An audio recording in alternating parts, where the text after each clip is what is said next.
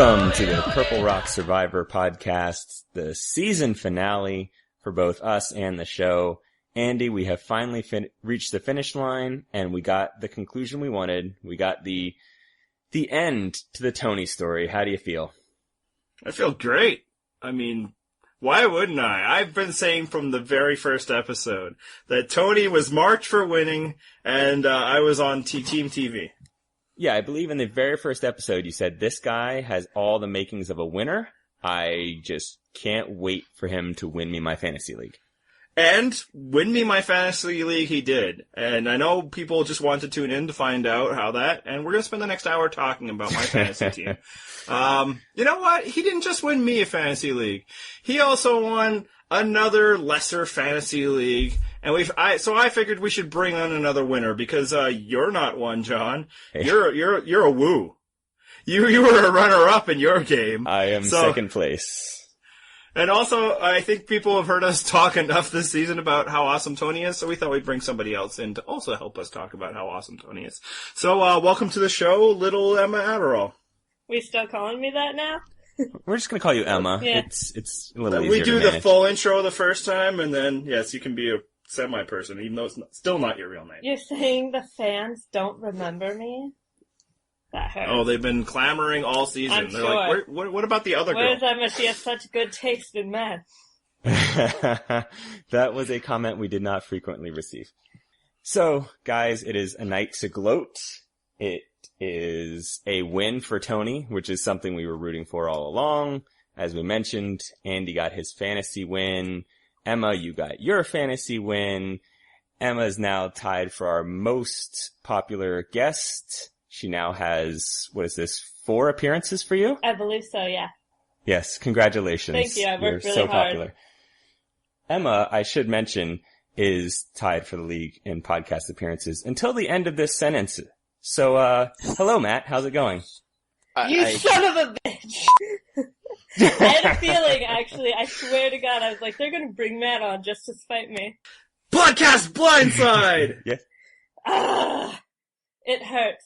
It hurts. It pained me too much to have Emma be the most popular guest that we had on this show, so I had to let Matt come back on and reclaim the throne. So. See, for me, it's just motivation. We need to get her on for the off-season, and how's that going to happen if she has already caught up to Matt? If I were a man, you'd say I was a strategic podcaster, but I'm a woman, so I'm just But for real, my plan always was that the final episode of the season, we'd do a round table like we did last year, and, not to sound too much like a Jeff Probst kiss ass, but you two are absolutely two of our favorite people to talk Survivor with, so. And then once Emma said, awesome, I get to catch up with Matt, we decided to mess with you. Yes. Damn it.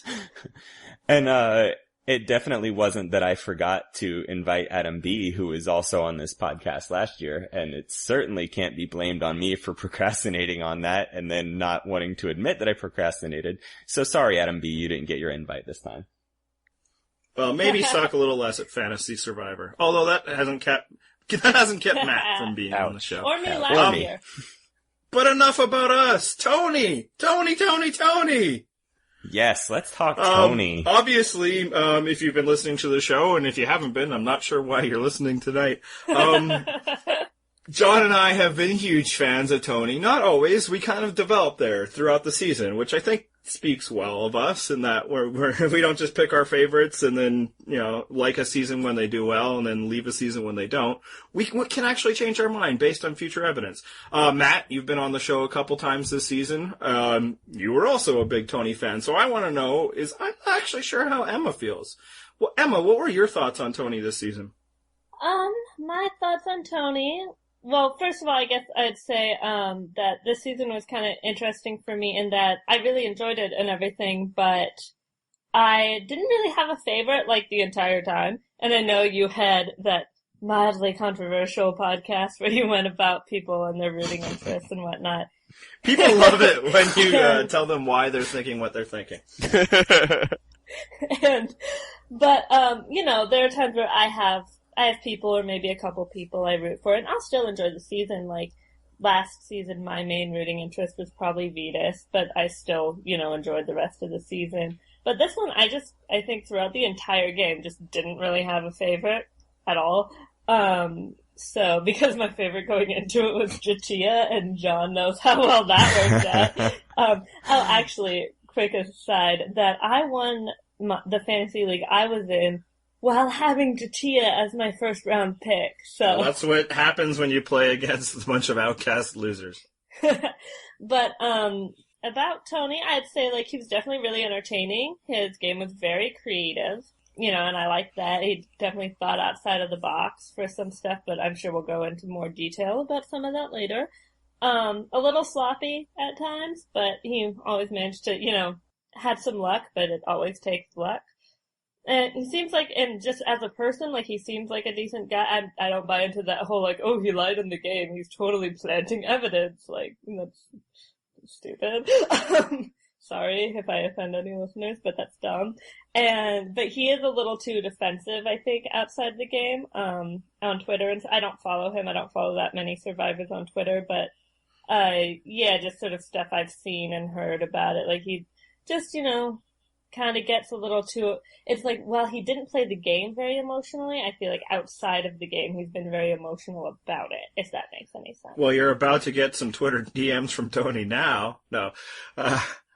He'll never find me. Well, he did clearly state that, the game is a totally different thing, so he can be an emotional person in real life, because, it's not the game. No, there's nothing wrong with that, but it's emotional about the game outside the, like, if you can... I know. Anyway. Also, to be honest, people say much worse things on Twitter than probably anything he heard in the game. That's very probably true as well. Yeah, I mean, I follow Malcolm and Cochran, and that's pretty much it in regards to Survivor. I knew you followed Cochran. I know. And, yeah, you watch yourself, Chelsea. He's mine. But yeah, like, I get the, like, social media stuff from Rob's podcast, but I don't tweet at them, like, I'm not part of that whole thing, but I know people can get really nasty, and I think that's a little weird.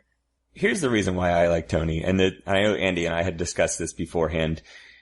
Tony's win kind of creates the possibility that we're going to get people trying to replicate his style in the future. And that, to me, is going to lead to so many more interesting seasons, because people are going to try and fail miserably, and it's going to be fantastic. I cannot wait for it. It is not going to work. It's not going to work, and it's going to be beautiful to watch. Yeah, exactly. I mean, it could work for somebody else. I mean, it has worked now. Like, we now have a different way to win Survivor, but it might be the most difficult way to win Survivor. Whereas there was a period there where people just learned to be good at Survivor. You need to, turn off all emotions, find a core alliance early and just play by the numbers.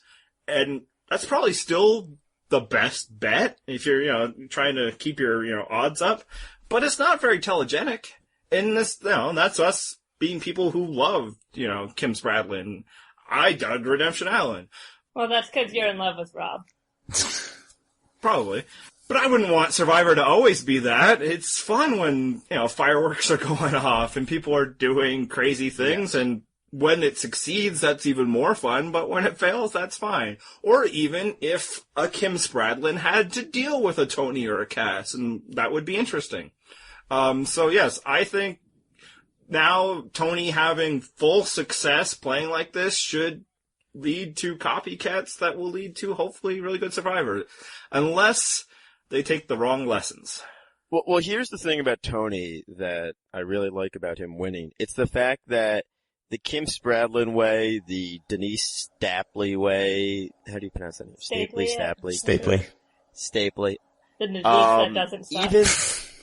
Even the Tyson win, they're all following a similar playbook, but those type of wins, not every player can do that just because not every player's personality, not every player's perception in the game are going to be the same as those. You can have someone like Mike Scoopin, who literally made every decision in that game, and no one respected him. Well, Tony's never going to be a guy who could fly under the radar, so that strategy was out for him day one. Right, and that's kind of my point. I think Tony gave a playbook for someone who can't fly under the radar and who's always going to be a very visible threat. Now Boston Rob gave one playbook for that, but I don't think that's the only one. I think Tony gives another. And yeah, we're going to rehash things that we said earlier because we were proven right, damn it, and we deserve this The floating only moment. time you've been right all season. Yeah, exactly. The one thing we nailed. I think we nailed Woo from the very beginning. We'll get to that. Phrasing. Nailed it, Emma. Good job. Thank you. Thank you. But, yeah, Tony can't hide, and what he did instead was constantly on offense, and he's just going to keep pushing and keep pushing, and it turns out that for many survivors that have now been kind of raised to play the way that we were saying earlier in the season, that's the way survivors should be played, and then the way people were disagreeing with us would say, they can't react to that. They keep waiting and waiting until their opportunity is closed, and that's what Tony did really well. And I think if you're out there, if you're somebody who's going to be a threat no matter what you do, just from the way you looked or the personality that you have, then that's the lesson. Always be on offense. And don't sleep, I guess. Yeah, well, yeah, from what we hear, Tony never ever sleep. Did not sleep very much. So let's do a comparison here. I mean, we already mentioned some of the other winners. How would you rank Tony's game in comparison to some of those people? I'll go first and say that strictly from an entertainment standpoint, obviously it far surpasses Kim Spradlin or Rob. Obviously those were a more strategic game that I'm more impressed with. I shouldn't even say impressed with. I am pretty impressed that Tony's game somehow managed to win when we were convinced early on that it could not. Well, one of us more than others. I think from an entertaining standpoint, you could make the argument this was the most entertaining victory of all time. Yeah, it's in the conversation. Once you said in regards to entertainment, I started thinking, and it might be. Yeah, it's like a high wire act the whole time. No, the high wire act is exactly what I was going to say. Tony's win was a win where you're basically thinking to yourself, this guy could either win or get voted out this week. And you were thinking that every single week until I found Tyler Perry idol. But then you were thinking when that goes away, you can't. And then that even didn't end up being true. Right. So to me, it felt like as a basketball fan, if your team is just shooting 3-pointers and they're all going in and you keep expecting like, well, we're going to blow this, shut up. And then they're going to start missing the threes. We're going to lose this game. But it never happens. Like your shots keep falling and you somehow overcome the odds. It's not going to happen again, like I said.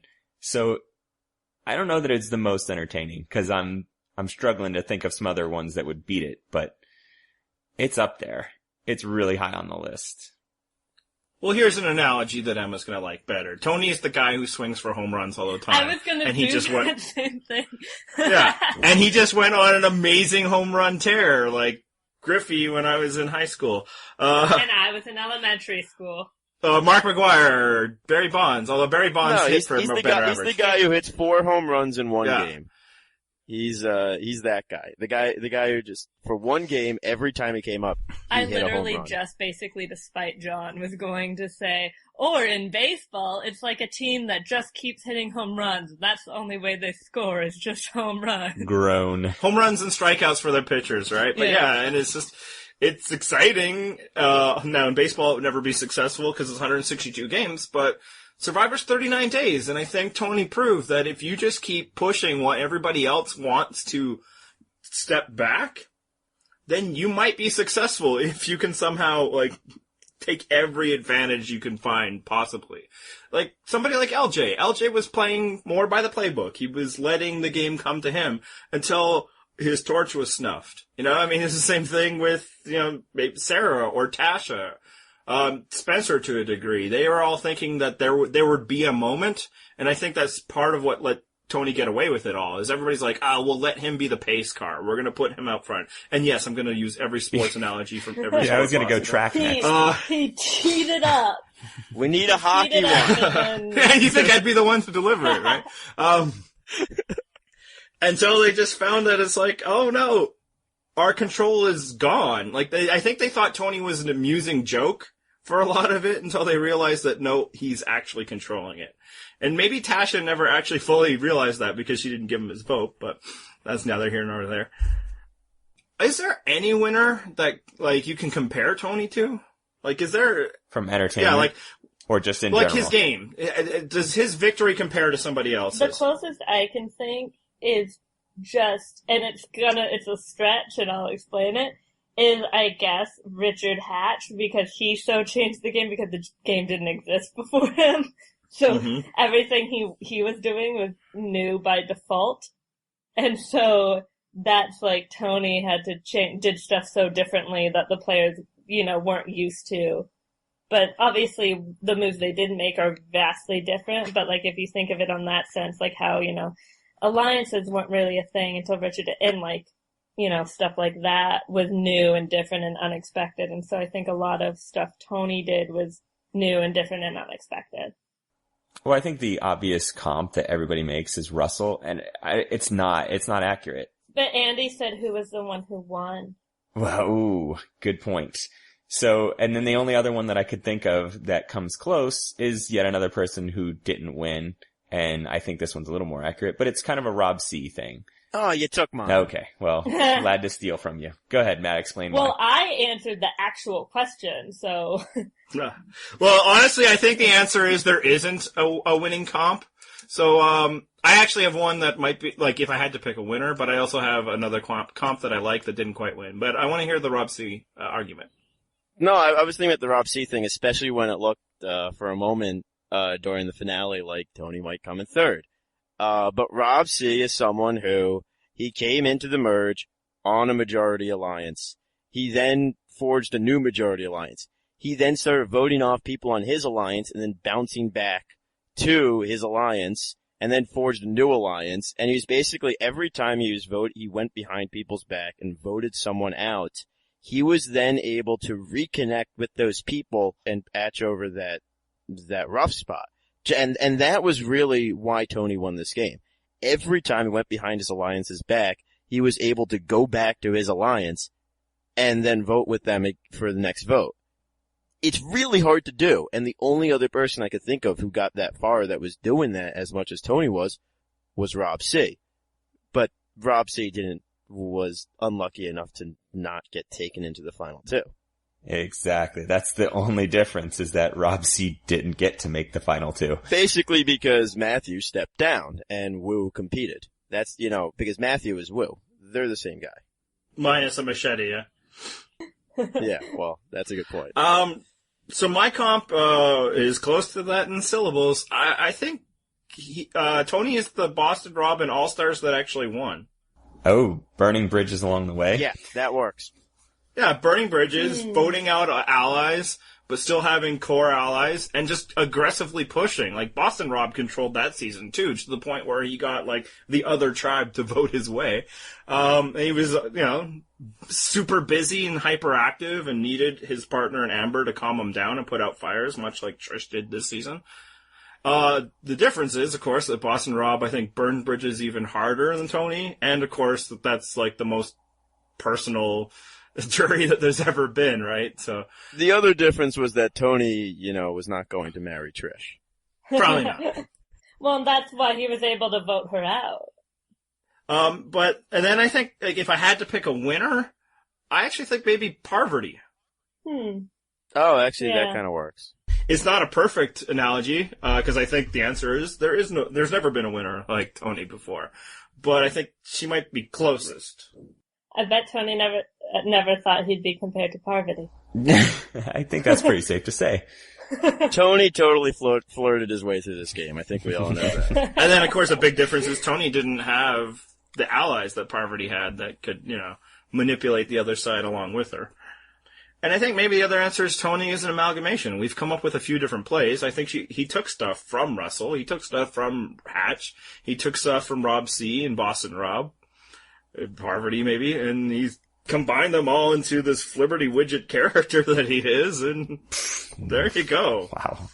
Andy's vocab word of the week. Flibber Widget. I might have made that one up. Yeah, it's Flibberty There we Widget, go. but I wasn't going to say anything. You can totally claim that it's a Canadian local thing. Yeah, that's what we say Yeah. up here. No one else will know. Like, Yeah, hockey like games. Tasha instead of Tasha. Yeah. What's that all about? But in terms of ranking, I mean, it's obviously ridiculous to, like, 2 days after the fact say, where does he rank? But I'm going to ask you, 2 days after the fact, where does he rank? Like, ballpark it. You don't be like, he's number 7 or maybe number 8 if I reassess my... Yeah, 'cause like, I've never like sat down and thought about it. And then like you, Andy, with a few exceptions, I've like started rewatching like, I think I've rewatched like 3 seasons. But with with those exceptions, I've watched every season, but as they aired. So, some of the older stuff's a little fuzzy now because I was a child. And, Was a child. Yeah, it was. Hey, I'm an adult. No, but, I would say maybe like upper mid-level, if that, like, top half, not top 5, maybe top 10. Yeah, I don't know. I've never like really like put thought into ranking things, so it's hard to, and I'm also awful with numbers. Unlike John. Yeah, speaking of great with numbers, actually, let's let John go. Where do you think? I'm actually going to go with something similar to what Emma said. I would put him probably top 10, which basically puts him in the top third since we're almost to season 30 here. Showing off that math. He's 7 or 8. I just looked at the quick list real quick, and he's 7 or 8 for me. Oh, I was Somewhere envisioning around you there. having just a giant poster on your wall where you have a Survivor winner rankings. But they're all on like magnetic boards, so you can move them up and down. Yeah, so you can move them around. No, I mean, I just pulled it up. I looked at it. There's a couple that like are obvious, and then there's like he's in that kind of he's in that kind of next group where it's like, oh yeah, they played a really good game. It wasn't like flawless. People weren't like rushing to give them the money like JT and Token Cheese, where everyone just wanted him to win the $1 million, not themselves, him. Or Kim, where everyone was like, yeah, we're not playing this game. Kim's playing the game.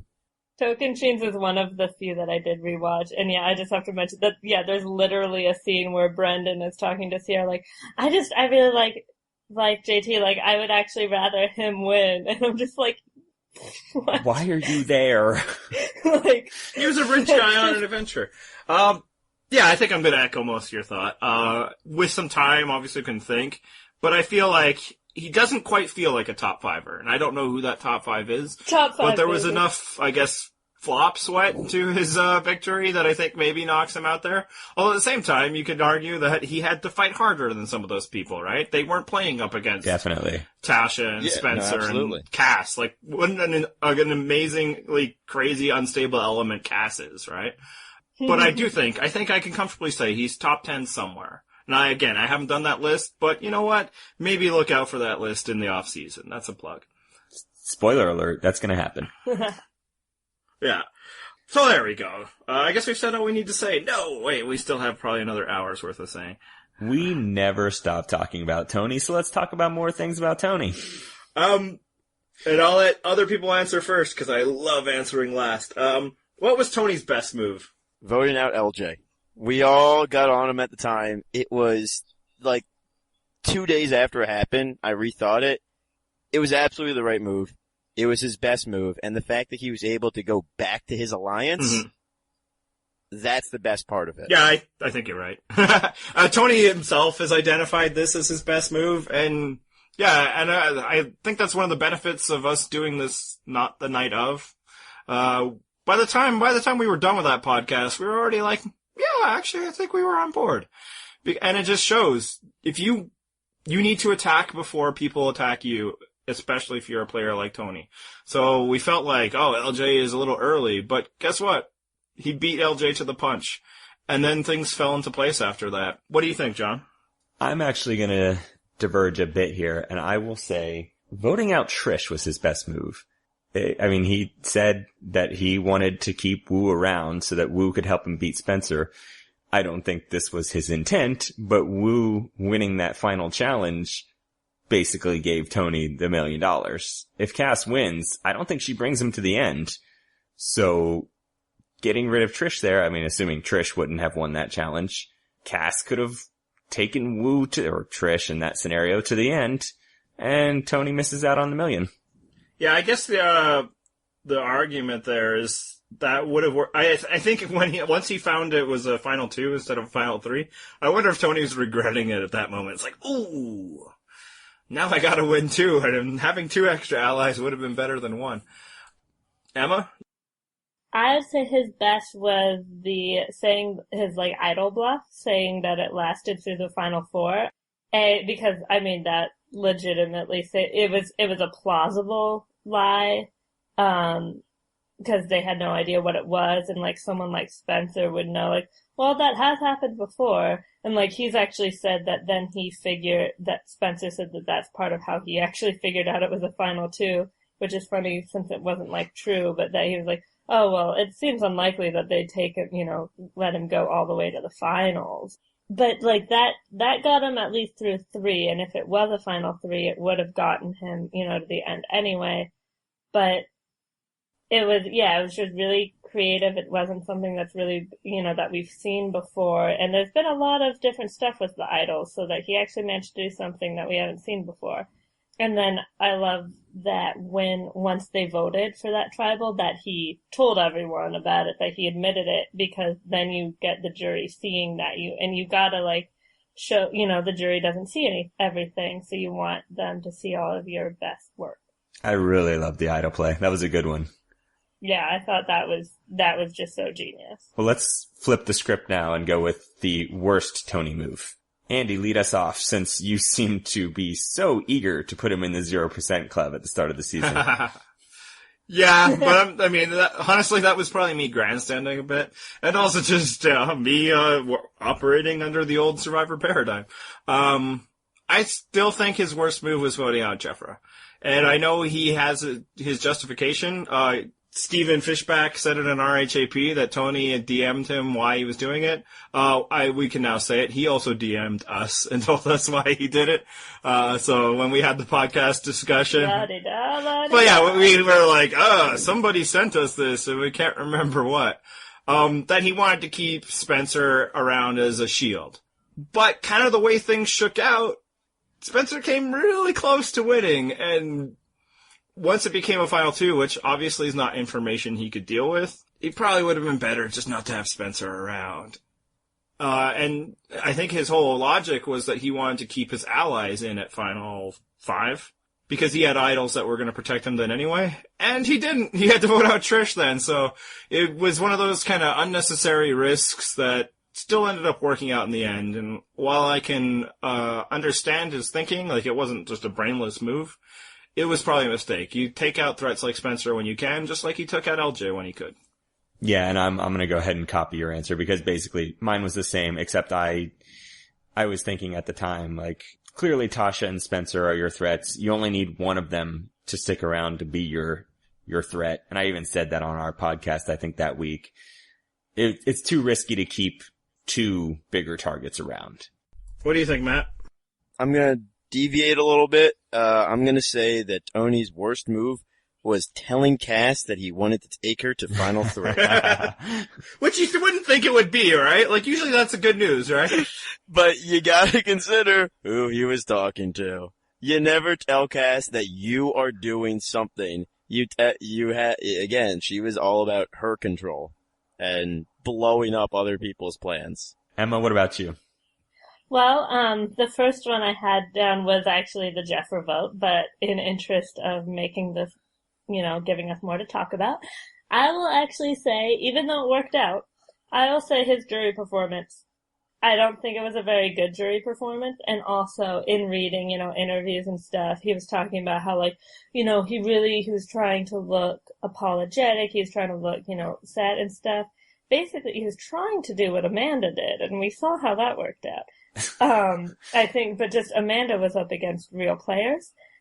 And, you have Jeffra's she was the second juror to talk, right? In the order they showed us, yes. Well, on the TV. Right, on TV. So they do, she was the second one we see, we don't know, but it did seem fairly, if that's accurate, fairly early on we have, people saying own it, own your game, do this, do that, and I think, he needed.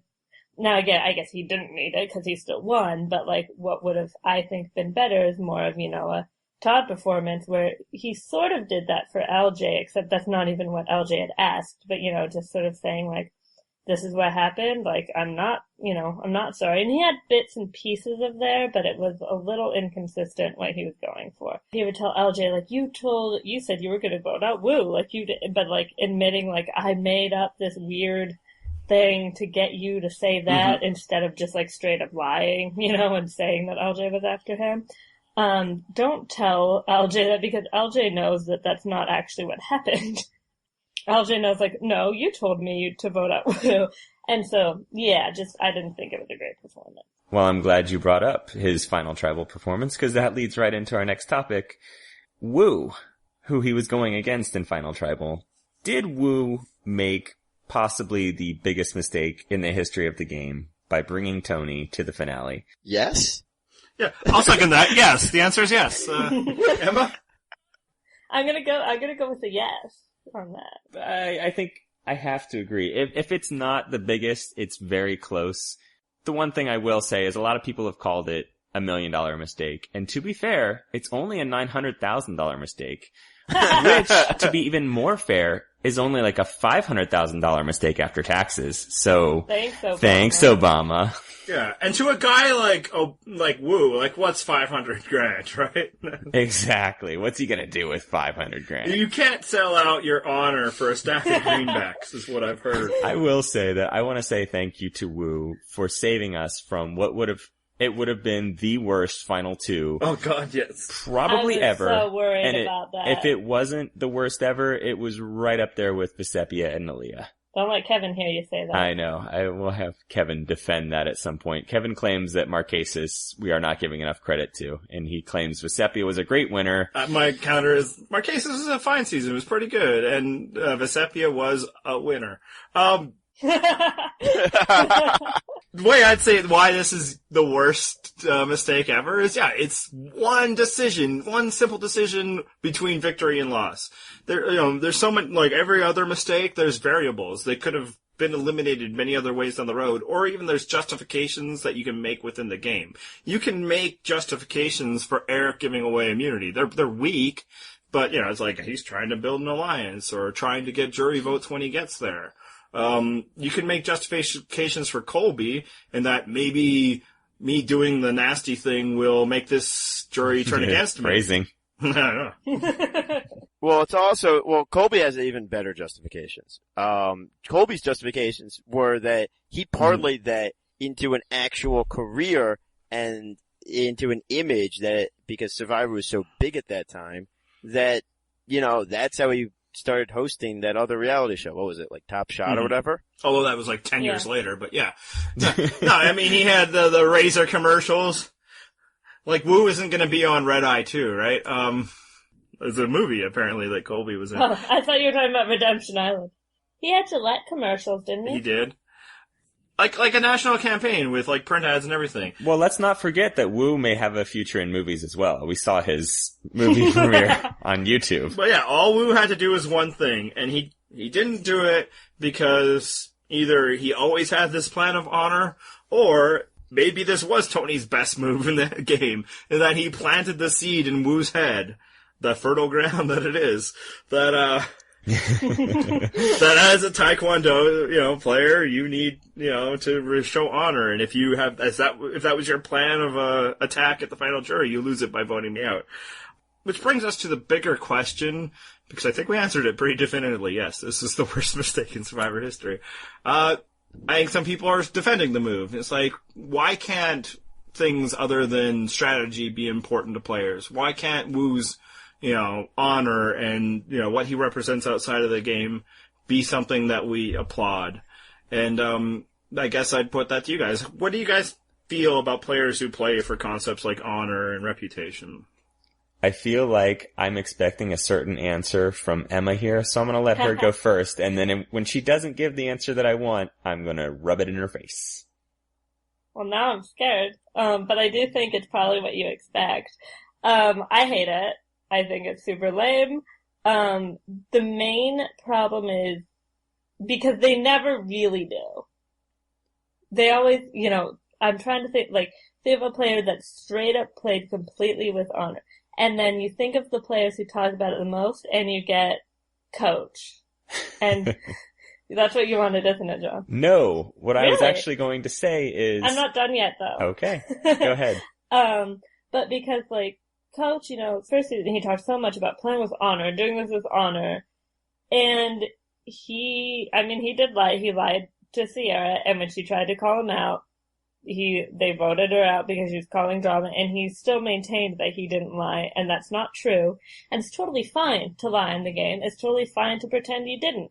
But I don't agree with saying, being like mad at Steven for voting him out and like not playing honorably when he was full of shit.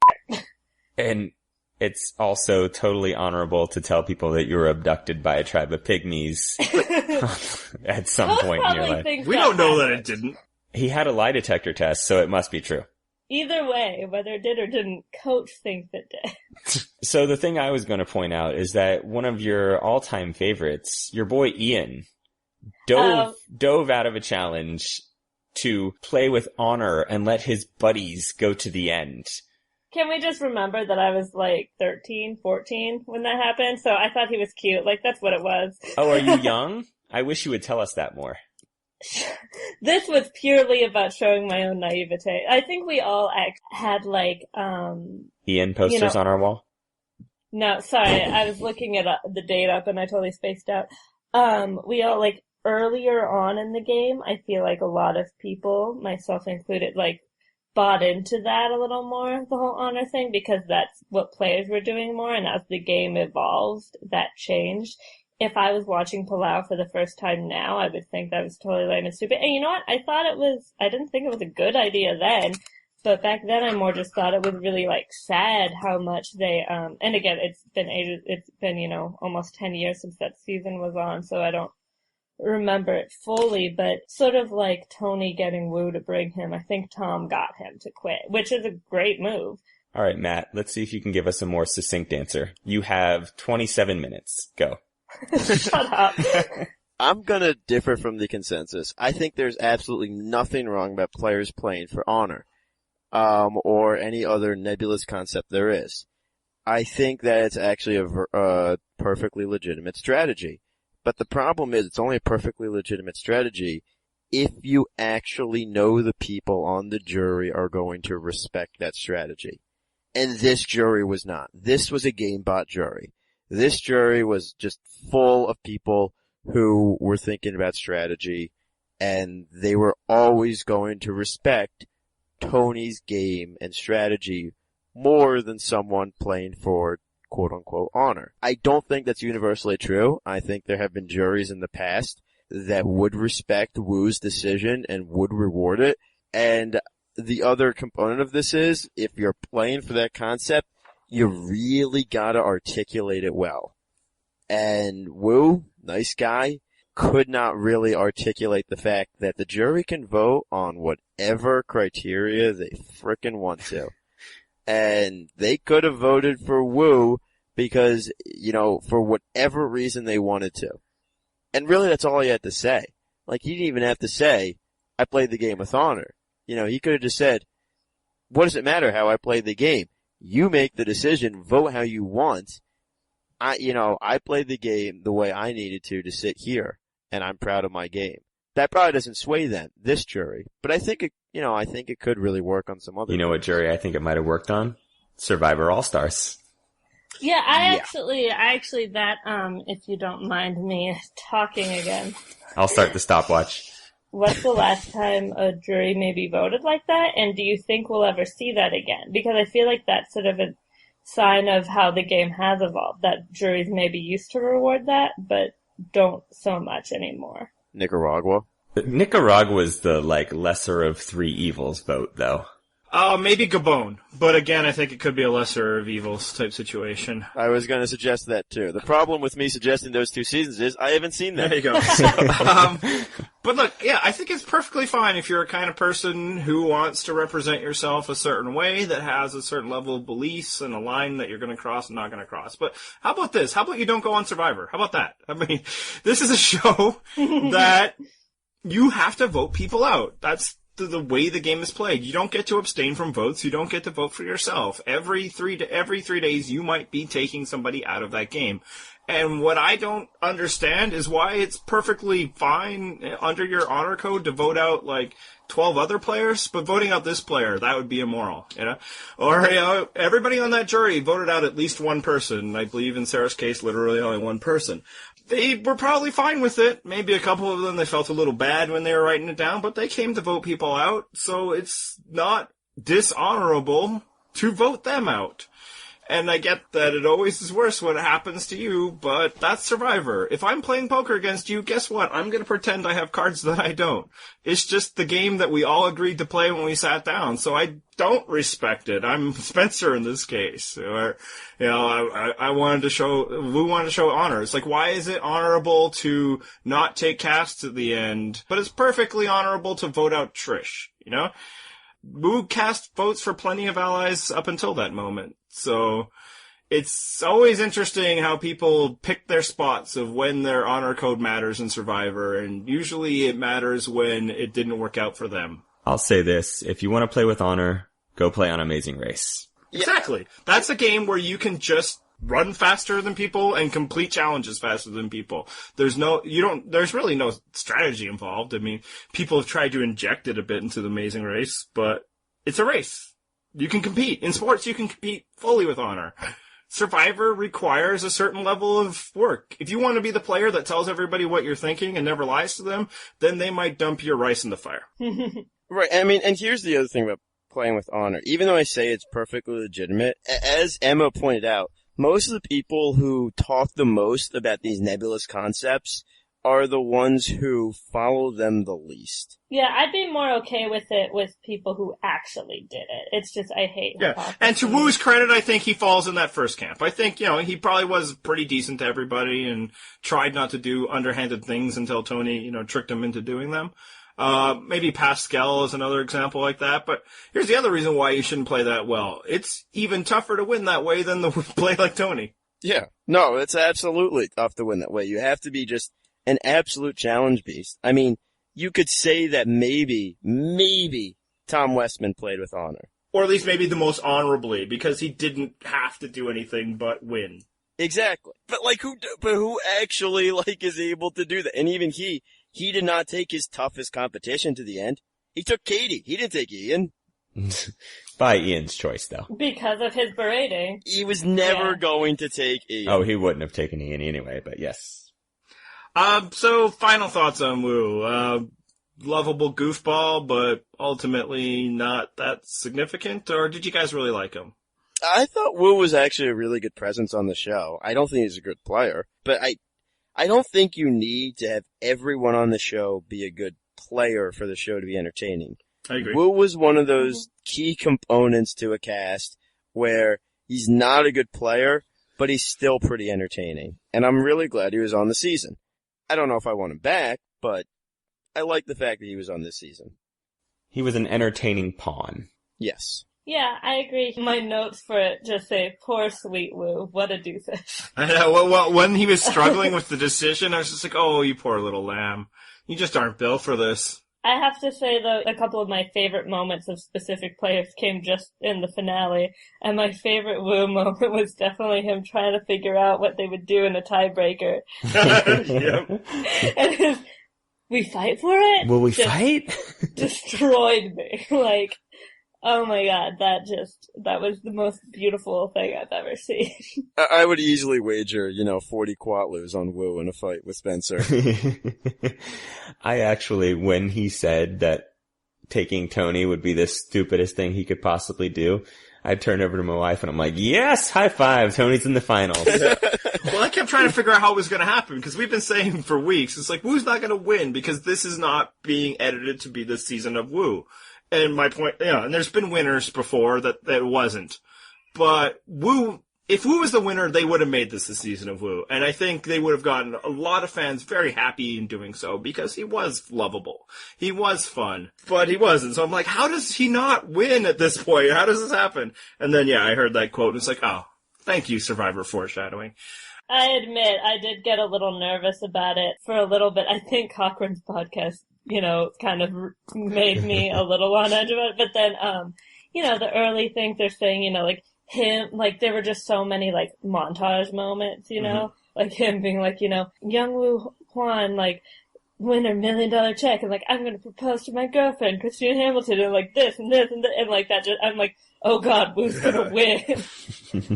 No, I had that fear for a time during the finale too. Yeah, but then it went away. But my final thought on Wu is basically he's one of maybe 3 players that John and I actually nailed in our season preview. He came to play Survivor Island Adventure guy and not the game that actually exists. And he'd probably be really good at, some of those failed Mark Burnett series or whatever. But Survivor, probably a bit above his weight class. But as Matt says, I think those characters are also good for the show. Just not good for winning, so woo! Let's go back to Tribal Council. I will say that I ended up rewatching it last night because my wife wasn't able to watch it the night before. And Tony's performance wasn't as bad as it felt in the moment. It just wasn't good. What do you guys think, John? I thought it was mediocre. But the thing is, he could afford to be mediocre because of his competition. Yeah, was this the first instance of Tony playing prevent defense all season long? It was weird that he didn't quite go on the warpath because that was so his game.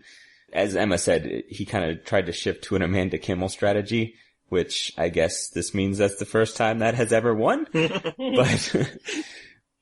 But it did seem odd to me that he switched up his strategy. I will say the one defining moment that Tony had was his answer to Trish. The succinct yes.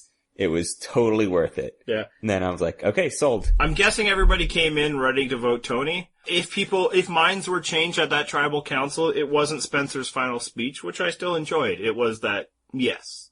What do you think, Matt? I think he got better as it went along because I think he started to go away from his Amanda Kimmel strategy, as we're calling it. He came into tribal council trying to do something which was not his game. And Tony has succeeded throughout the season by playing his game and not anyone else's. And this is the one time when it seemed like he was trying to do what other people would do. And it rang really false. It wasn't just like a poor answer. It just rang false. And I think midway through, really an answer to LJ is when he started to just be Tony again. And I think that's really what cemented it. I thought he answered LJ well, even though he didn't answer the question. I thought he still got to the better answer, which is I voted you out because you're a threat, which is what LJ wants to hear, because that's what guys like LJ always want to hear. And then the one word yes is something that I always want to see when someone asks a loaded question like that. And I just want, I've always wanted someone to just own it and not even try to follow it up. And Tony did that. Yeah. And I love him for it because I've seen so many other winners say yes, but can I say, yeah, exactly. And I hate that. It's like they're giving you, just own it. They don't care about your reasonings. They just want you to say the word. Just say the word. In fairness to Tony, I think that jury was all just looking for one answer. They weren't actually there to listen at all. They were like, tell me this, what I want you to say to me, which frankly is a common trait of all Survivor juries. But I think he probably went in expecting to be able to explain himself. And I think you're right, probably too apologetically than what was necessary. But everybody was framing their question was basically, say this. Jeremiah was all, boomhowering up, like, well, when I'm from Maine, you gotta do the thing, you gotta swear in my bars and my father, so if you don't have a kid, then it's all fine. It was like, what? Can I just tell you what happened? And it's like, I guess all you literally want to know is whether I made up I had a wife or kid or not. So I think that's why he didn't bother with LJ's question. He was just like, it, I'm gonna finally say what I want to say to people, why I did what I did. Because nobody was actually interested in that, probably because they knew they were voting for him anyway. You really stepped your southern accent there up to a solid, D+. Good job, Andy. It was good. Who was the worst juror? Morgan. No. Because, no, here's why. Because Morgan did, and I say worse, I enjoyed it, it was very entertaining. Morgan was, my question is, I'm pretty, and my comment is, fuck Cass. No, but she did ask a question there. She basically wanted to know how someone without boobs could control men the way Tony did. And I thought that was actually pretty funny. Yeah, when she got to that part, it was actually pretty good. Maybe one of the better questions. But the first part, it was like, oh, she's pulling a Heidi. She was the only person who actually asked the question that was looking for an answer. Which, again, we were talking about Survivor juries. Tony's a fan of the show. He should know that most juries, they're not looking for you to explain the game. They're not looking for you to explain your decisions. They're looking for you to just answer their questions, as stupid as they may be. Yeah, which is, I think, why you need to just load your opening comments. Like, that's when you do all the explanations. Because they might not give you an opportunity, and the show no longer gives you closing arguments. Probably because almost all of them uniformly sucked. Yep. What do you think, Emma? Who do you think was the worst juror? Well, I couldn't decide. I had a few different answers, so I'll try to go through that quickly. I didn't Good luck. Shut up. At first, Sarah rubbed me the wrong way just because, again, the sort of the hypocrisy thing, because she had gone against Tony. Like, she had even suggested to vote Tony out when the other 5 of that sort of nebulous alliance, didn't want to target him because they thought she had an idol. And so that sort of annoyed me. And then Jeremiah, I didn't like because it's just ascribing Southern values to the Jersey code. It just, where I come from, that's not okay. It's alright, well, that's not where Tony comes from. C+ accent. And also, grow up. Come on. Swearing on people. We did that as children. Yeah, no, that too. I mean, that's a whole nother thing, but I'm trying to keep it quick. You guys are missing the obvious worst juror. Hey, I'm not done yet. No, you're done. Yes, go ahead. But, and then Jeffrey kind of bugged me because it was I'm not bitter, but I'm just going to talk really fast and angry and I'm not going to let you say anything. That was a good one. I like that one. Solid B. She'd been practicing. Well, Jeremiah, I had to imitate a man too, so let's give me a break. But I'm going to say, maybe Tasha, just because not only because she actually voted for Wu, but I can't figure out why she voted for Wu. If any of those other 3, I would have understood. But I thought she was definitely voting for Tony because you look at her, ask Wu a question, Wu says something completely random and different, and you look at her face that looks totally befuddled and what the hell, what is he talking about? Yeah, she rolled her eyes. And then she votes for him, and I just have no idea why. And I don't like when we have no idea why. Tasha is obviously the worst juror here because exactly what Emma said. She's someone who everything about what we've seen from her would suggest that she would respect and vote for the strong strategic gameplay of Tony. Even Tony, apparently in his exit interviews, was yeah, I have no idea why Tasha voted for Wu. While in the game, she was like, Tony, you're playing an amazing game. I really respect your game. It makes no sense. It's the ultimate in just, what the hell are you doing?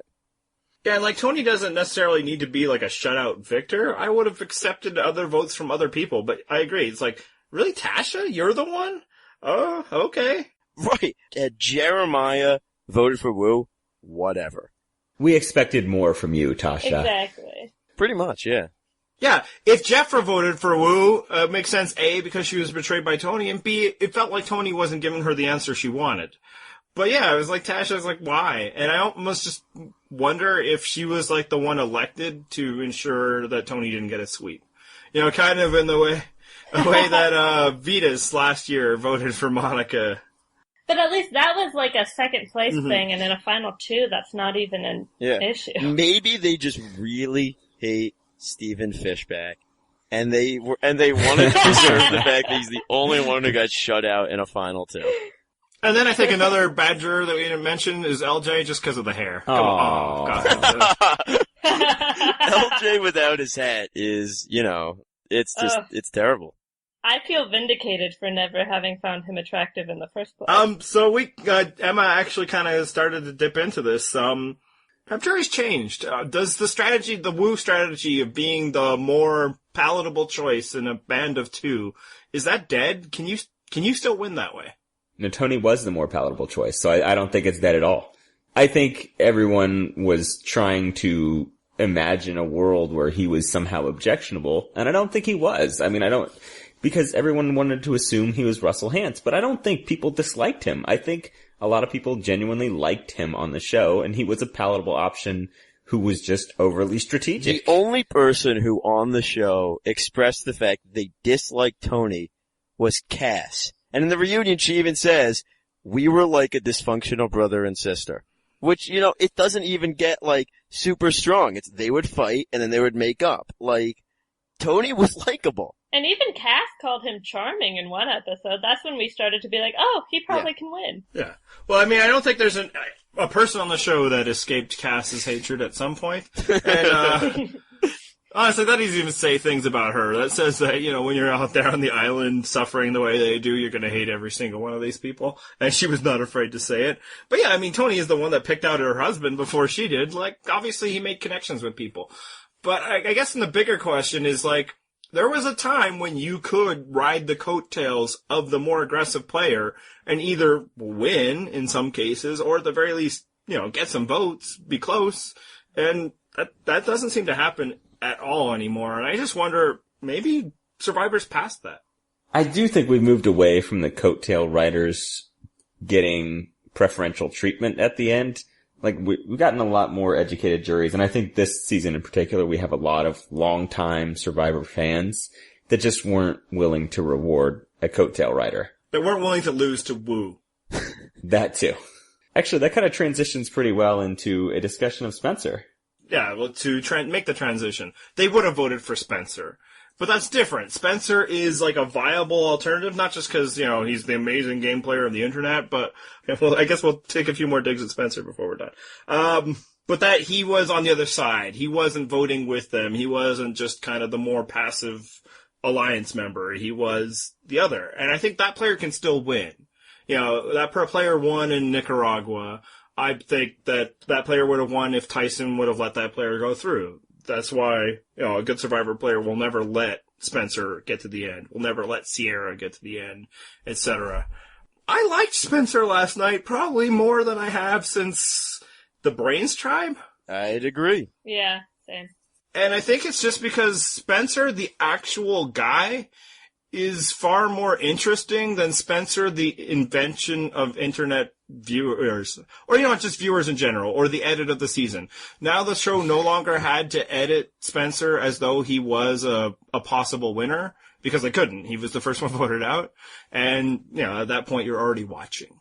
So they could just kind of show everything that he's got and admit the flaws in his plan, and full credit to him, he also admitted them.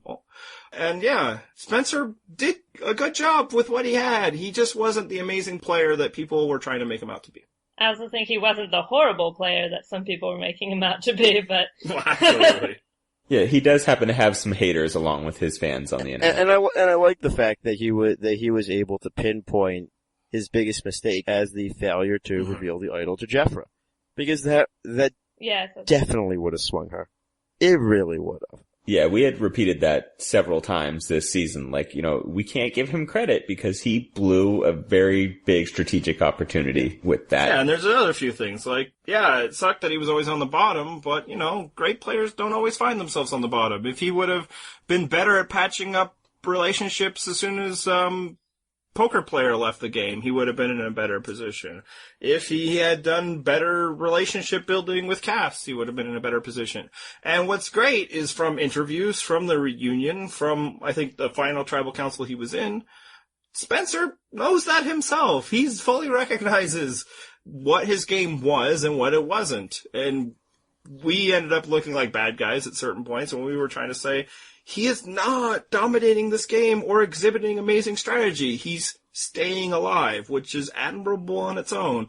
But we don't need to invent things here, people.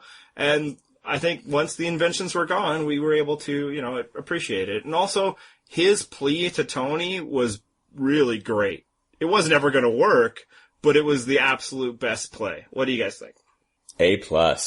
Agreed. No, it was a great play, but it never would have worked. Because you have to eliminate Spencer there. Oh, absolutely. But if you have to make an argument to keep him, That's the argument to make, and he made it very, very well. Until tribal council, when he then goes, and I'll tell the jury to vote for you instead of me. Well, I mean, at that point, he knows he doesn't have the sale, right? Like, yeah, he wasn't gonna get it anyway. It's funny, he actually said in his exit interview that Probst pushed him into that. Because Probst kept looking at him is that all you got? Is that all you got? You mean the way we were looking at him all season? I also loved in his exit interviews that he straight up said he's if I was in the jury and it was me and Tony in the final two, I would have voted for Tony. Yeah. Well, it goes to the theory that I floated. It's I think Spencer would agree with what we're saying here, and it kind of feels like he would have. But yeah, and in his little ploy to Tony, it's that kind of strategic play is, I'm sure, what Spencer would have liked to do, but he didn't do it. And it really frustrated us all season long when people were pretending that he had. When it's what's Spencer's great strategy? To, win immunity, or to be there when Tony changes his mind. And I mean Tony changing his own mind, not Spencer's. Well, to be fair, Spencer was able to talk to Tony enough so that Tony felt comfortable changing his mind by talking to Spencer. It's Spencer was not changing Tony's mind, but at the same time, they had some level of connection in the game that I don't think Spencer actually had with anyone else. Oh yeah, they would have been perfect alliance mates, huh? They would have been great alliance mates. All-Star season. And I'm on board for that. I'm on board to see Spencer again. So for all those that thought we were Spencer haters, it was not that we hated Spencer. It was we hated the myth of Spencer. You're not mad. You're just disappointed. Let's talk about someone we did hate, Cass. And I will clarify, I don't actually hate Cass. She, as we've said several times, was very responsible for making this an entertaining season. Because if she doesn't flip at the merge, none of this madness happens. I'll go farther. She was the second most responsible for making this an entertaining season. Just behind Tony and far ahead of anybody else. And just because, her terrible self-nickname was true. She caused the chaos that other people had to bump up against and do something about. And that was an interesting element for the season. Yeah, no, players like Cass are great on a season because they derail the plans of the Kim Spradlins of the world. It's really hard to, just plan out every single move, stay under the radar, when someone is just doing stuff because they feel pissed. Yeah, it's hard to play poker against somebody who's just always betting until the fifth card is revealed. Yes. And, that's a lot of what Cass is doing. She got her way in things and then fought against it, It's just I'm angry and I'm gonna show you I have agency and I'm gonna do things, whether it works out. And what's interesting is people would say, we all said worst move was flipping at the merge, it still might have been, but I actually think she did get farther as a result of that move. I would agree, in hindsight. I would agree as well.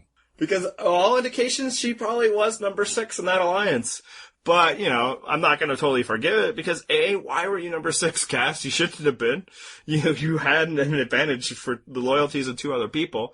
And B, if that's plan 1 to flip on all these people, plan 2 better be to reform bonds and alliances with people, not, cuss them out and such. The thing about Cass, and I just want to say this, there's a lot of people on the season that I'd be very happy to see on another season. There is no one I want to see again more than Cass. And I say this as a giant Tony fan. Well, I kind of feel like we got the full Tony experience. I'm absolutely all in to see him again, but what can that guy do? He left nothing on the table. He did it all. Yeah. No, exactly. No, and that's the point. Cass, though, I think any season that Cass is on, there's gonna be something weird happening there. And I think that's great. If she could figure out how to play a social game. If you could figure out some way to make people like her. Or be tolerable to people you otherwise do not like. And the big fear, if you actually want her to exhibit some level of success, is just she is so stubborn that there's nothing that can humble her. There's nothing that she can step back and say, okay, that's where I did wrong and that's what I need to improve. Players have. Tyson and Boston Rob, they were both headstrong, didn't care about the feelings of others, and they learned from that and got better. What I find hilarious is that after all that we said about how she had no chance at winning, she got dangerously close to, I don't know that she would have won, but she would have come really close to beating Wu. I think the vote would have been a lot closer to 5-4 than 8-1. It would not have been the shutout that the hands raised at Reunion suggested. One, because Reunion, they've seen the show, so it's tainted. But two, Yes. you gotta consider the fact that Cass gets to make her pitch at Tribal. And Cass, for all we've said of her, and I think during this final episode it really showed it, she was aware of how she was perceived. I think that she could have gone in there and made a good pitch. She also could have gone in there and made an absolutely horrific pitch. I think there's basically, even chance for those. But she could have gone in there and she could have made a really good pitch. And against Wu, who was talking about all this random stuff that I have no idea what it was, I think she could have won. Unlikely, but could have. Yeah, I think she probably would have made a great opening speech, but then as soon as people started targeting her, the way they did anyway, even though she wasn't in the final jury. I know. She was on the jury and they're going after her. Although she was kind of smiling and laughing. But I think she would have came back at them and, maybe given them the double birds, much Right. Steve Austin Right. style. She would have come back at them, and that's why she wouldn't have won. That amongst the other reasons. But I do think she probably would have carried some votes. I bet Spencer would have voted for her. That would have been crazy if Trish did. But yeah, half a second away from putting herself in the final, and I think that's something, she could definitely be proud of, especially because, yeah, absolutely, that's better than she would have done if she would have stuck with, Sarah and Jeremiah and all of those. I'm glad you talked about the jury moment where, Jeff asks everybody how they would vote, because that actually brings us to a question we got on Twitter, and it was from Lewis, or otherwise known as Gouis. Is there anything worse than the jury who would you have voted for question at the final? And the answer, of course, there's plenty of things worse, but it's still bad, right? Oh, plenty worse. Talking to Tyler Perry. Yeah. Asking people on the jury how they would have voted right then, that's just a waste of time, right? Yeah. Yes. I mean, I do like to see it, but yeah, it doesn't. Well, right actually down mean to the anything. Philippines where they just decided to mess with Jeff, right? Exactly, because Malcolm obviously would have won. And how allegedly at Pearl Island, they were told to say that they would have voted for Lil, otherwise, otherwise No, they would have voted for Will because they didn't want to vote for either of the actual players. because she would have just started crying. To which I thought, wouldn't you be more upset, that you could have won than the fact that you would have lost to Joni Fairplay? But whatever. And then the other thing is why'd you have to rub that into poor old Wu? He's just out there trying to do his taekwondo. He Yeah. doesn't need that. Cause I think the guy probably legit spent the past year thinking that he might have won Survivor. Yeah, I hate it for that reason Yep. too. It just seems cruel. Yeah, and did you see him with his arms crossed and his sad face? I don't like sad Woo. No, Because for the most of the season, he had a maniacal smile on, even during challenges. And that was the night that the spark died in Wu. And I hope you're happy, Jeff Prost. Yep. Emma, what's your take on Cass? I thought she was actually pretty entertaining. Probably difficult to live with. To say the least. I didn't hate her. I thought she made stupid moves, and I thought sometimes she was a little harsh. And I think her whole sexist comment, while I think is true about other people, maybe not so true with her.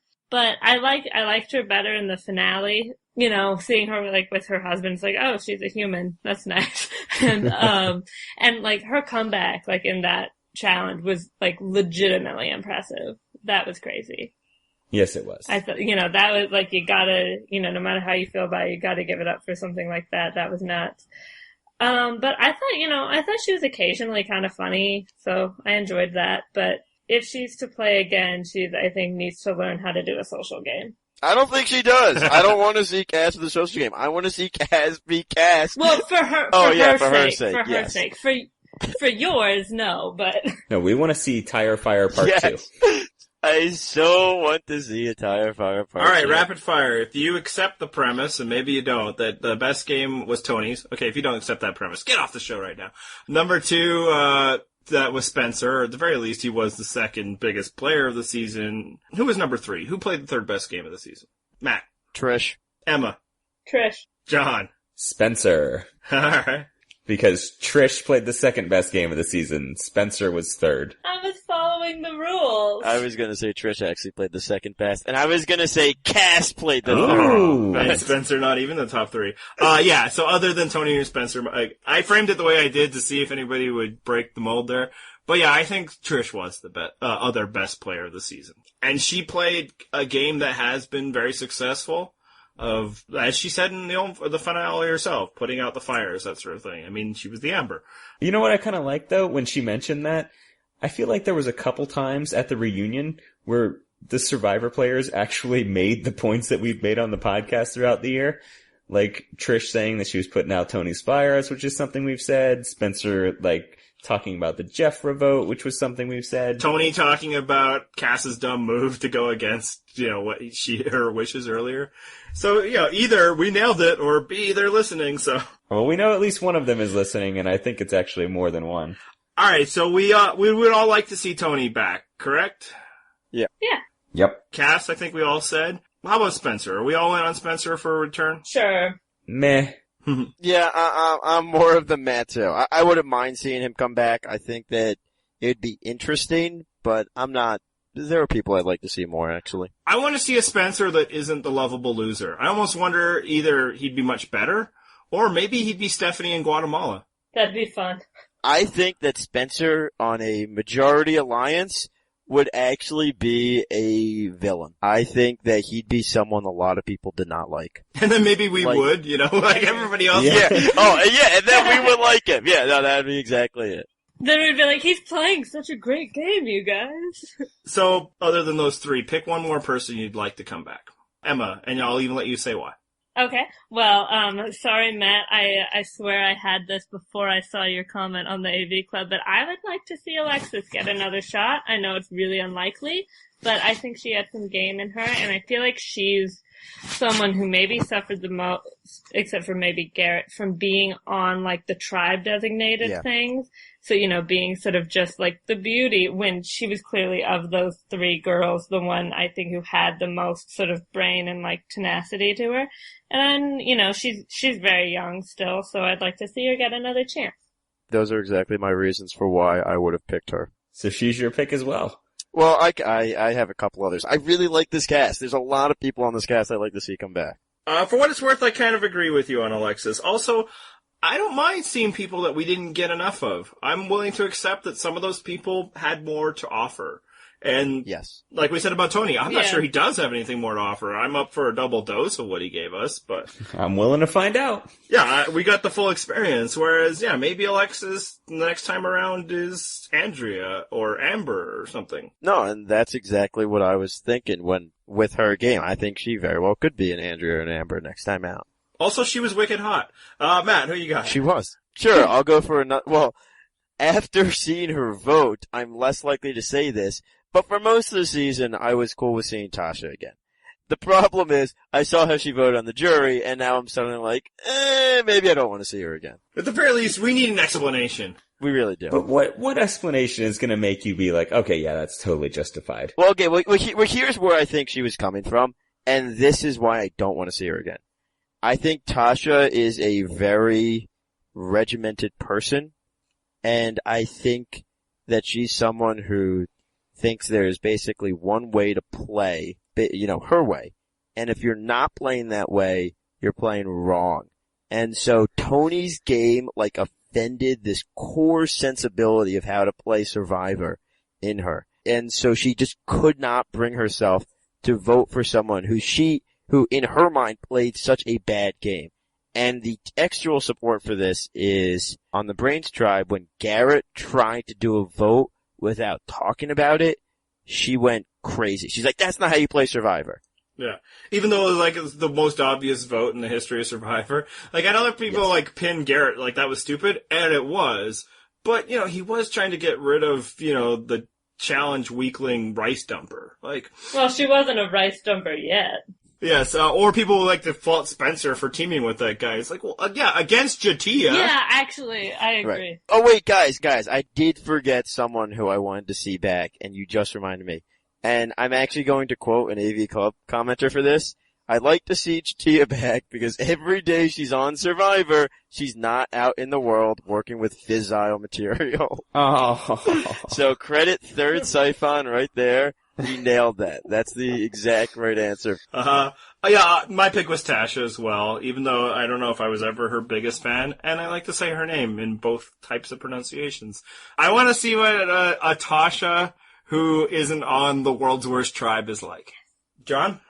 Morgan, because I want to see big tits.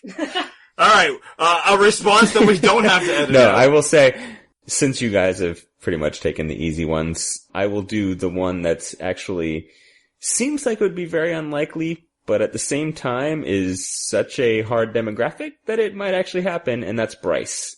Oh, cool. I was almost gonna try to sneak another one in there since it looked like no one was gonna say him.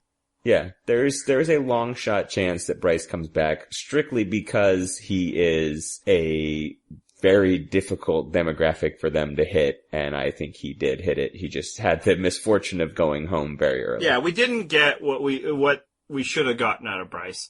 I think to bring him back, it has to be some kind of theme season, like Blood vs. Water 3 or something. One name we didn't say is the name we all thought played the third best game or second best game is Trish. Is it just because we don't want to see her starve to death? Is that it? I think it's because we know what we're going to get from Trish. Yeah. I feel like we saw what she's capable of. I like Trish plenty. If she did come back, that'd be great. I think she seemed like a neat person and also had a bit of a fiery streak to her that can lead to some interesting tension. But yeah, there's a Trish every season. Yeah, I'd be fine seeing her back. I wouldn't be disappointed, but I don't need it. And like we were saying about Tony, I think we've seen everything we're going to see out of Trish. All right, so I think we've talked almost about everything about the season, except now an equally impossible question to answer 2 days after the finale. How does the season rank? And I guess, did you like it? Yes. Yeah, guys, I think we all know how we both felt. Yeah, universal yes on that. Emma, Yes. where does this season rank for you? Similar to Tony, actually. I'd say, definitely top half, maybe top 10, not top 5. John? I just quickly brainstorming came up with 3 other seasons that I would rank ahead of this. I think there's probably a couple more. I just didn't put too much thought into it. So I would say easily top 10, might be borderline top 5. What about you, Matt? I'm actually giving the same answer. There's 3 seasons I say are definitely better than this, and then it's kind of in that next 5 or 6 pack where the seasons that are just competing for those 4 through 8 spots. Yeah, I think this easily could be top 5. We are sitting in the glow of it. And I will say also, we had a lot of external fun with this season that didn't even exist in those previous ones, so it's hard to judge there, right? I didn't host a podcast for other seasons, but... I didn't sext with Morgan in previous seasons. Again, with the comments we can't put in the podcast. But this had everything you want out of a Survivor season, and that it happened this late in the game, I think helps elevate it a bit, So yeah, awesome season. Thank you, Survivor. More than that, though, we're on a heck of a streak of great Survivor. If, for my money, we're on a 4-season streak. Philippines, Caramoan, Blood vs. Water, and now, just hit after hit. Is this the best run of seasons that we've ever had? Yes. No, it's true. I was going through the other seasons. On your big poster on your wall, where you have everything ranked. On the big poster on my wall that I look at before I go to sleep. No. There's always been a dud every third season. The closest you can get, and the only reason why this would be close is if you were watching it in the moment and you actually liked Russell, would be Token Cheese, Samoa, Heroes versus Villains. But that's bookended by Gabon and Nicaragua. Yeah, I don't think there's anything that comes close to 4 seasons. There's never been 4 great seasons in a row, or even 4 good seasons in a row. Now the question is if there's been a 3-season run that were so great that those 3 are higher than 4. My answer is still no. I think this is the greatest. My closest, and probably I guess prior to now, the best run for me is the Amazon Per Islands All-Stars. Because I like All-Stars, and I gotta say, I think a lot of the hate for All-Stars are people who are now, looking back on it. People that have heard all of the scuttlebutt and all of that stuff. I don't care. I don't care that these people aren't friends anymore. That doesn't matter to me. It's a TV show that I got to watch, and it was exciting when I did it. So, I think that's the competition, and I think this beats it handily. I actually liked Matt's 3-season run. That was the first one that came to mind for me too. So if you're going to talk 4 in a row, then yes, because there's no way that I would allow Nicaragua to be included in any good 4-season run. But if we're just talking 3 in a row, so we knock out Philippines and it's just Caramo and Blood versus Water in this season, then I say that I'd probably go with the other season, because Heroes versus Villains and Tocantins to me are the two that I can definitively say would rank ahead of this season for me. Yeah, it's also kind of very similar to what Matt said, although I've extended it a little differently. I think if you think about, watching it at the time, which is when Samoa was, exciting, I think 15 through 20 comes real close, except you just have Gabon right in the middle.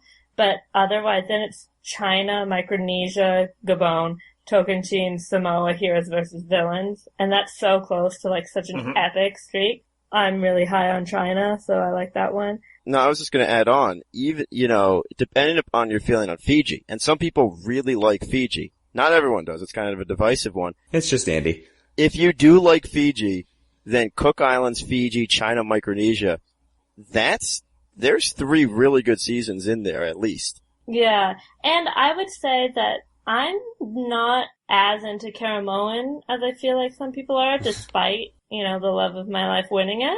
I'd say Caramoan is probably the weakest of the 4. It is. It's the weak link here. It was still a good season, so it's just depending on how it compares to Fiji or how it compares to Samoa or Gabon. I'd agree that Caramoan's probably the weakest of those 4, but I don't think Blood versus Water is a lot better than Caramoan. I know you two are much higher on Blood versus Water than I am, but, well, not much, but like a little higher on it, but I don't think it's much better than Caramoan. If you disparage Tyson, I will hang up on you right now. No, I thought that was the best part of it. If you disparage Sierra, then it's par for the course and whatever. Yeah, exactly. Done, then I'll invite you back done. next week. But but that's pretty amazing, right? Like, this show should be done. Like, that, it should be creatively exhausted, and let's be real, the run right before it suggested that it might have been. Because the 4 right before, it's probably the worst 4-season run of the show. And we say that as people who found things to enjoy in those, but seriously, if that's what Survivor had become, we probably wouldn't be podcasting about it. It's pretty scary that the best season of those 4 before this was South Pacific. Oh, I would say One World. Really? Oh, God. I would say One World, too. Better winner and at least some entertaining, I hate Colton probably more than anyone. But, I mean, what a bizarre moment that we'll never see again. People giving up a tribe giving up immunity. And also super hot cast. Fair enough. That was a very good looking cast. That was less of a plus for me, oddly. Well, you had Jay Byers. That's true. Yeah, that's a tough choice. I actually don't know where I sit on the One World South Pacific thing, because I think, what elevates One World is Kim Spradlin. But so many other things went wrong, whereas South Pacific, it was fine, I suppose. No, it wasn't. It wasn't fine, but, like, it didn't have as much suck as One World. It was just... It approached fine. Okay, so here's what'll bring you to our side. Yeah. South Pacific had a redemption island. Obviously that was, a huge problem, and, Ozzy's tribe was terrible, but it probably had better characters than One World. Okay. It did bring me Cochrane. But whatever. We shouldn't be arguing about the suck. We should be, praising the now. And it was a really great run. And that leads us to basically our final question of this long podcast. Can they keep the streak? What do you think it's gonna, what are your initial thoughts for the next season of Survivor, San Juan, DePaulo, whatever, Blood versus Water 2? I'm kind of On the one hand, I think it could be pretty interesting with all new people. On the other hand, they really need to end Redemption Island at the merge. My reservations on Blood versus Water pretty much all stem from the fact that Redemption Island continued after the merge on it. I would love if Redemption Island wasn't there at all, but it did give some good moments, but not any of those moments were good after the merge. It needs to die at the merge. Yeah, no, Redemption Island could be the thing that ruins this streak. Emma, what do you think? I mean, definitely the same regarding Redemption Island, but Yeah, I would say cautiously optimistic. I'm definitely curious about how Blood versus Water will play out with the newbies. You know, it could be more interesting. It could be less, because like with with returning, then you also have like returning players who know each other on that side. And so it's like this weird mixed loyalty thing. So I feel like it'll be a decidedly different vibe with all new players. I cannot believe that nobody has taken my answer yet. I don't think the gimmick matters at all. It's, as we've seen lately, casting. Yes. If they have good players next season, it'll be a good season. If casting sucks, it's going to be a bad season. No, I totally agree. Blood versus Water last season really added was a new dimension to strategy. There was things you had to consider that Survivor players never had to consider before, which is basically what will your actions on this side of the fence mean to the people on the other side. And I think it will be very interesting when it's not a bunch of, seasoned players against, noobs, because that was one of the weaker spots. It almost felt like that was always preordained. You put people that know how to play Survivor against people that don't, and guess what? The people that know do better. And also, to get to John's point about casting, is I think they were serving two masters with the original Blood versus Water, in that they were trying to get the family dynamic, but they were also trying to get certain returnees. And maybe they didn't always cast the best family member. They wanted Tyson, so it was like, whoever you want to bring, Tyson. Or they had to kind of strain, whereas maybe this time they're going to, both sides of the coin will be interesting. It's not Monica Culpepper because her husband's a football player. And they might get more dynamic relationships instead of, that's my uncle. It's like we never got sisters last time. Like, how do you not have a sister rivalry in this whole dynamic? Yeah, I was gonna say, I think my weirdly specific prediction for next season, and this is, obviously there's no spoilers because the season hasn't filmed. If there's a brother-sister pair, that pair is going to do really well, because I think there's going to be a brother-sister pair that just gets really super cutthroat, doesn't give a crap about the other one, and is just, and both of them are just completely playing the games for themselves, and it's going to be awesome. Yeah, and we didn't get any father-daughter dynamics because they have heart attacks and stuff, so I think there are elements of this gimmick that can only be explored with new people. I'm interested to see how that would happen. Yes.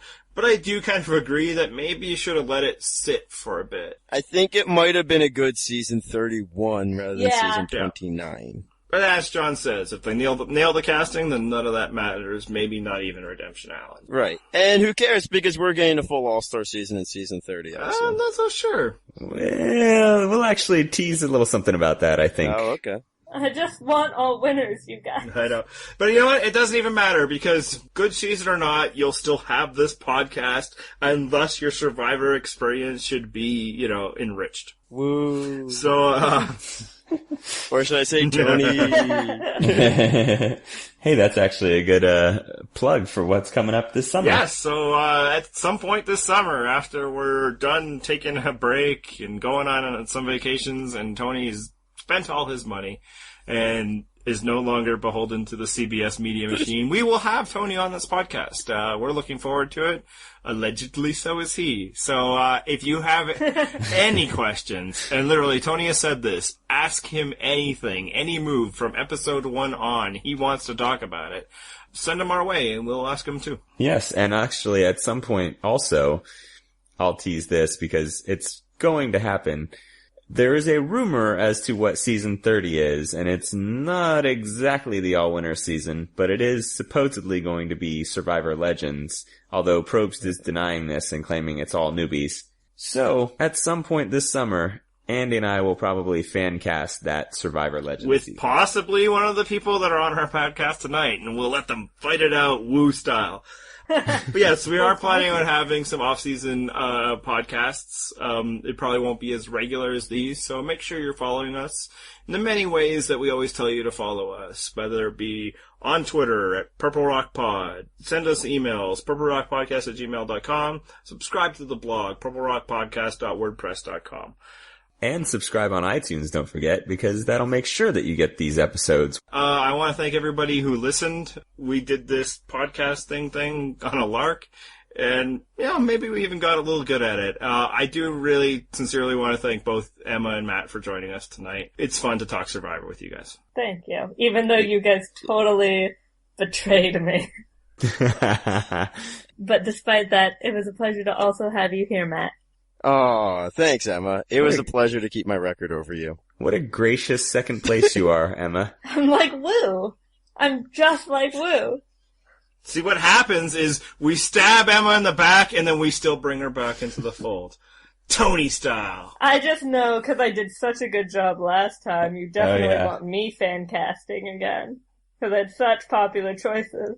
And since we're handing out thank yous, I would also like to thank Andy for the rare times that he let me speak during this season. So Andy, thank you for that. All right, well, enough of that. I also want to thank all of the other guests that we had this season. Violina23, Hornacek, Diego Armando, Kevin, XL Pelican, Ms. Wooza, and my brother-in-law, Billy. And yes, you may not yet be all-stars like Matt and Emma, but, keep plugging it at it, kids, and you might get there. So are you saying that me and Emma are on the podcast legends shortlist? Is that what you're saying? It's possible that you'll come up in the Hall of Fame ballot. I will tease that at least one of those people you just mentioned is almost definitely going to be on the podcast next season. We've already started making plans for a very specific reason. Oh, Ooh. I'm intrigued. I know how to tease. So tune in. Anything else to say, Tony? What? Tony? Was that? He's not on it yet, guys. Anything else to say, John? No, other than thank you to all of you who have listened, and especially who have endured to this point of a nearly 95-minute podcast. For a 3-hour episode, so we're doing pretty good. The only thing I have left to say is to echo one of the great moments of this season. Oh, I'm throwing in the Tony Llama sound effect right now.